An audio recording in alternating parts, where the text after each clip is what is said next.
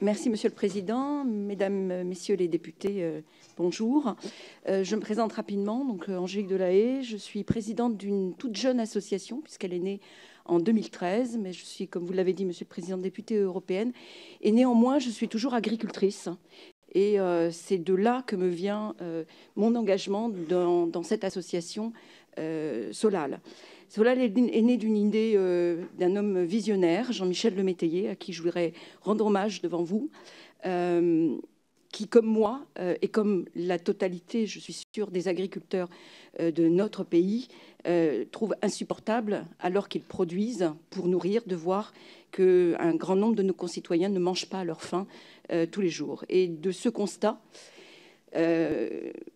additionné à d'autres constats que nous avons vécus et que nous vivons régulièrement en agriculture, des excédents liés à des problématiques de climatologie, mais aussi à des décisions politiques, type l'embargo russe que nous avons vécu il n'y a pas très longtemps. En 2011, moi, sur mon exploitation, j'ai subi la crise de colis qui a impacté tout le secteur des fruits et légumes pendant plus de 4 semaines. Et pendant plus de 4 semaines, nous nous sommes levés tous les matins avec nos salariés, comme beaucoup d'autres maraîchers et producteurs de fruits, pour jeter nos produits tous les soirs. Et de ce constat, j'ai dit jamais plus une chose pareille. Il faut que nous nous mobilisions. Et la générosité faisant partie de l'ADN des agriculteurs, nous nous sommes dit avec Jean-Michel qu'il fallait qu'on fasse quelque chose. Et ce quelque chose s'est concrétisé en 2013 par la naissance de cette association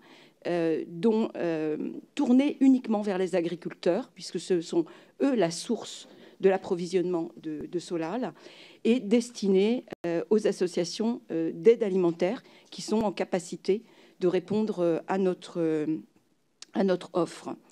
La vraie problématique pour nous, hein, c'est effectivement l'aléa du don, le manque de connaissance des circuits de dons par les agriculteurs. Donc, nous avons créé très dernièrement avec, entre autres, mais je ne les citerai pas trop, ils sont très nombreux, nos partenaires, évidemment les chambres d'agriculture, mais aussi l'association des maires ruraux, parce que, Jérôme le dira tout à l'heure, il faut penser global, mais le mieux, c'est de manger local. Et donc, Solal a un certain nombre d'antennes dans les régions, et notre but est de collecter au plus proche du terrain pour distribuer au plus proche du terrain. Mais on se heurte à une difficulté importante, je crois que vous l'avez souligné tout à l'heure, c'est la problématique du délai de vie et de la durée de vie des produits qui sont mis à la disposition. Et nous n'avons pas forcément toujours les outils de transformation, parce que pour faire tourner un outil de transformation, quelle qu'en soit sa taille, il faut un flux régulier de matière pour pouvoir le faire tourner et le rendre économiquement acceptable. Et donc, le don pour l'agriculteur, même si c'est pour lui naturel, va se heurter à un certain nombre de freins. Et le premier frein, c'est à qui je vais donner, comment je vais donner.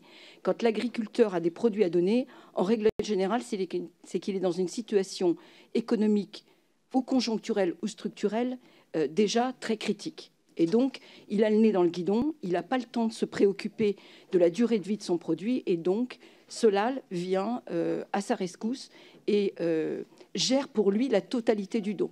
Il a juste à dire à quoi ressemble le produit et à le caractériser au travers d'une fiche qu'on lui propose. Et derrière, nous nous occupons de collecter et de mettre en relation ce volume avec un certain nombre d'associations d'aide alimentaire, dont fait partie Andes, mais aussi les banques alimentaires, en tous les cas l'ensemble des associations habilitées au plan national. Donc c'est une course contre la montre, parce que derrière, il faut mobiliser de la logistique, souvent dans des petites quantités.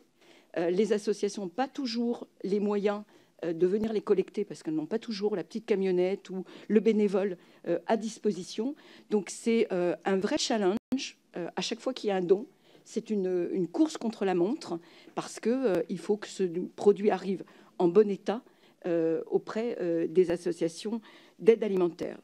Donc Solal, c'est pour terminer, c'est aujourd'hui, au bout de 4 ans, l'équivalent de 24 millions de repas. C'est peut-être pas un chiffre très, très important, mais on en est assez fiers, parce que Solal, c'est 2 administratives. et une présidente, donc une équipe de choc de 3 femmes qui se démènent au quotidien pour, et 12 millions de tonnes de produits. Mais c'est aussi beaucoup de partenaires et entre autres les partenaires locaux. Et je fais appel aux collectivités qui aujourd'hui ont dans leurs compétences les CCAS et qui pourraient être un maillon intéressant entre les agriculteurs locaux, les associations d'aide alimentaire pour permettre une meilleure distribution de ces surplus de production. Peut-être pour terminer, l'autre pilier de Solal, c'est la lutte contre le gaspillage alimentaire. Aujourd'hui, c'est une cause qui est entendue par tous. La France est d'ailleurs leader au plan européen sur ces questions. Et je ferai une petite aparté qui vous est destinée, mesdames et messieurs les députés. Aujourd'hui, au plan européen, nous avons besoin que la France se mobilise pour que la Commission fasse une proposition sur la définition du gaspillage alimentaire. C'est un dossier que je suis au plan européen et très clairement, si nous voulons calculer et nous voulons réduire le gaspillage alimentaire, il faut que nous ayons de base une définition, parce que je suis peut-être qu'agricultrice, mais j'ai appris que pour faire une règle de calcul, il fallait avoir un postulat de base. Et le postulat de base, c'est la définition du gaspillage alimentaire.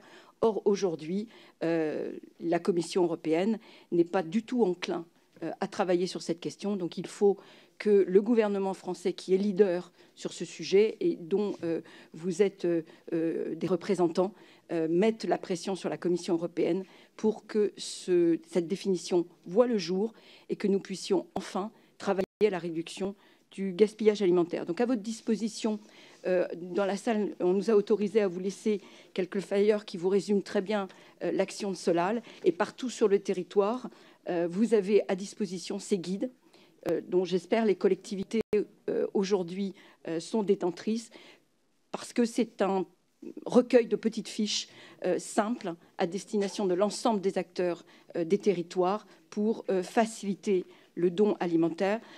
Le dernier chiffre que je voudrais vous donner, c'est que notre association travaille 99% de produits frais qui aujourd'hui ne sont pas abondés par les fonds européens et dont nos concitoyens les plus démunis ont cruellement besoin pour rééquilibrer leur bol alimentaire, parce que sans fruits et légumes, quoi qu'on puisse penser de cette question, au-delà des problématiques qui agitent aujourd'hui les médias, les fruits et légumes sont nécessaires à notre alimentation pour lutter contre un certain nombre de pathologies médicales dont sont beaucoup plus victimes les ressortissants de l'aide alimentaire. Voilà.